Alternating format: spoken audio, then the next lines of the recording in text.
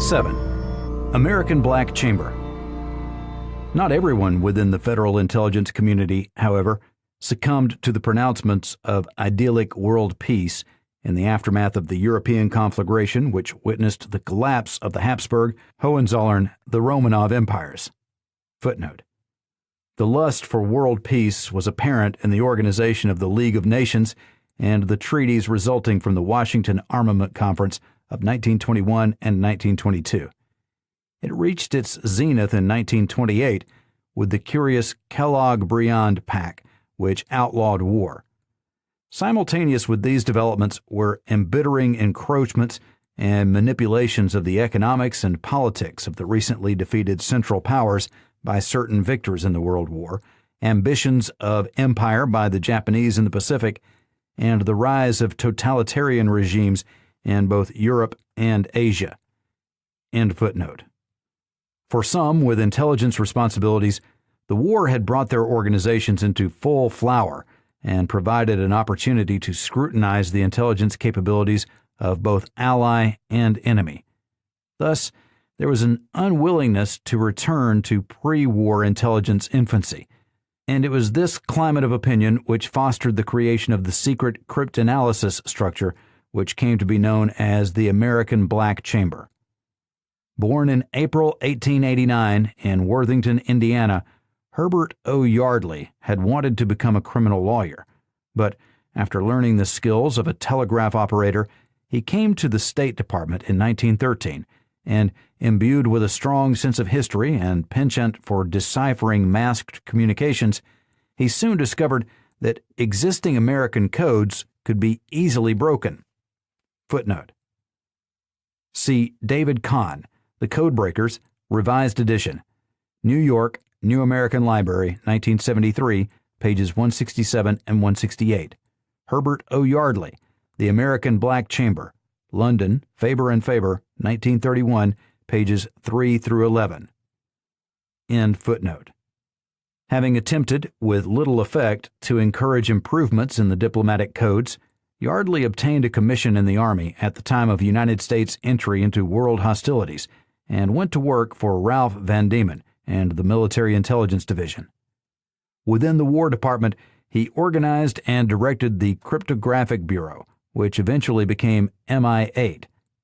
In August 1918, he sailed for England, where he studied British cryptographic and decoding methods, and then went on to Paris to assist the American delegation to the peace conference. In April 1919, Yardley returned to the United States for the scaling down of military intelligence for peacetime conditions. Quote, after several conferences with responsible officials of the State, War, and Navy departments, we decided to demobilize the shorthand subsection, demobilize the secret ink subsection, transfer the code compilation subsection to the Signal Corps, Army regulations required the Signal Corps to compile codes, and restore military intelligence communications to the Adjutant General of the Army. This, then, left only the code and cipher solution section. My estimate for an efficient cipher bureau called for $100,000 per annum. The State Department agreed to turn over to military intelligence $40,000 per annum out of special funds, provided the Navy Department was entirely excluded, for they refused to share their secrets with the Navy. This left a deficit of $60,000, which military intelligence managed to obtain from Congress after taking some of the leaders into their confidence. I was told that there was a joker in the Department of State Special Funds. They could not legally be expended within the District of Columbia.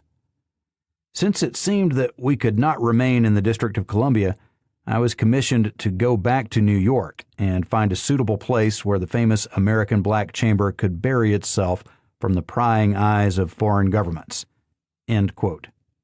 On the 1st of October, the unit set up initial operations at 3 East 38th Street in Manhattan, a former townhouse owned by T. Suffern Taylor, a New York society figure and political leader.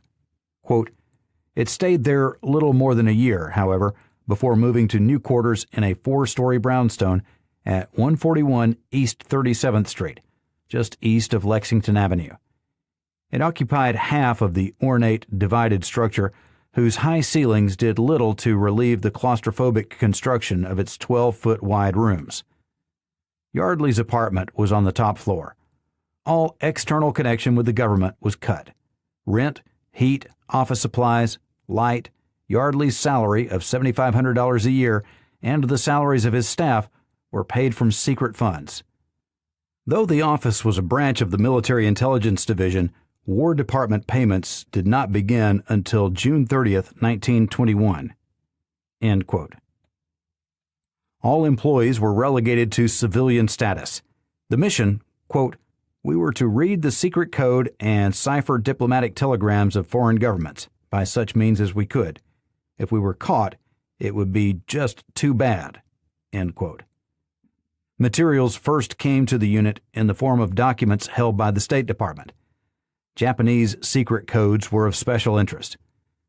During the Washington Armament Conference of 1921 and 1922, the unit made over 5,000 decipherments and translations.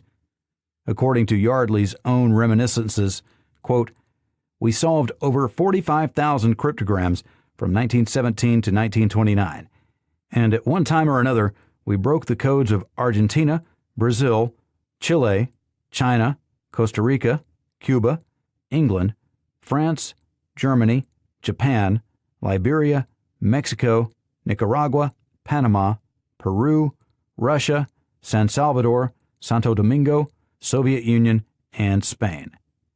We also made preliminary analyses of the codes of many other governments. This we did because we never knew at what moment a crisis would arise which would require quick solution of a particular government's diplomatic telegrams. Our personnel was limited, and we could not hope to read the telegrams of all nations, but we drew up plans for an offensive in the form of code analyses, even though we anticipated no crisis. We never knew at what moment to expect a telephone call or an urgent letter demanding a prompt solution of messages which we had never dreamed would interest the Department of State." End quote. By the late 1920s, the Black Chamber had gained access to diplomatic telegraph traffic through cooperative arrangements with the Western Union Telegraph Company and the Postal Telegraph Company. In 1929, with the arrival of the new administration, Yardley, upon hearing Herbert Hoover's first presidential address to the nation, sensed a high moralism had gripped government leadership, a moralism which would not tolerate the continuance of the Black Chamber.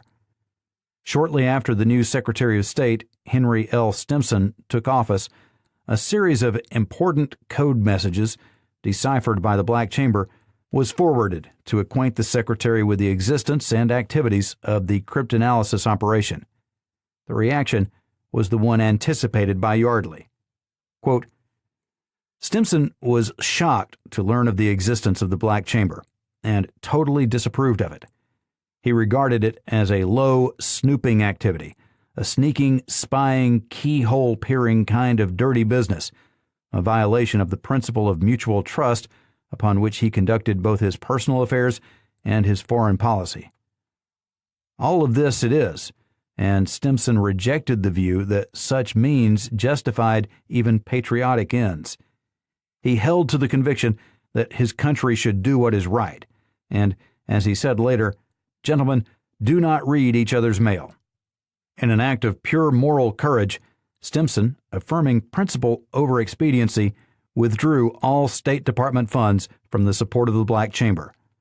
Since these constituted its major income, their loss shuttered the office. Hoover's speech had warned Yardley that an appeal would be fruitless. There was nothing to do but close up shop. An unexpended $6,666.66 and the organization's files reverted to the Signal Corps, where William Friedman had charge of cryptology. The staff quickly dispersed. None went to the Army, and when the books were closed on October 31st, 1929, the American Black Chamber had perished. It had cost the State Department $230,404 and the War Department $98,808.49, just under $250,000 for a decade of cryptanalysis." End quote.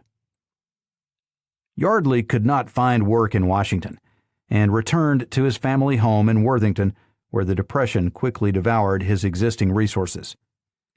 Out of financial desperation, he set about writing the story of the Black Chamber, serializing portions of the account in the Saturday Evening Post, and then producing a book for Bobbs Merrill in June 1931. Though the volume was an instant success, it was denounced by both the State and War departments. In all, it sold 17,931 copies in America and appeared in French, Swedish, an unauthorized Chinese version, and in Japanese. In the land of the rising sun, the book quadrupled American sales with 33,119 copies sold, amidst much outrage over its revelations. Yardley was already at work on a second exposé entitled Japanese Diplomatic Secrets, an account utilizing Japanese diplomatic cables transmitted during the 1921 and 1922 Naval Disarmament Conference, when the State Department learned of his efforts, and subsequently, quote, United States Marshals seized the manuscript on February 20, 1933, at the office of the Macmillan Company, to whom Yardley had submitted it after Bobbs Merrill had declined it, on the grounds that it violated a statute prohibiting agents of the United States government from appropriating secret documents. End quote. Yardley next turned his attention to writing fiction, at which he proved moderately successful, and some real estate speculation in Queens, New York. In 1938, he was hired by Chiang Kai-shek at about $10,000 a year to solve the messages of the Japanese who were then invading China. 2 years later, he returned to the United States, where he made a brief effort at being a Washington restaurateur, attempted to establish a cryptanalytic bureau in Canada, though Stimson and/or the British forced the reluctant Canadian government to dispense with his services, and then served as an enforcement officer in the Food Division of the Office of Price Administration until the end of World War II. After the war, he turned to his old card-playing talent and offered instruction in poker. Out of this experience came another book, The Education of a Poker Player, which appeared in 1957.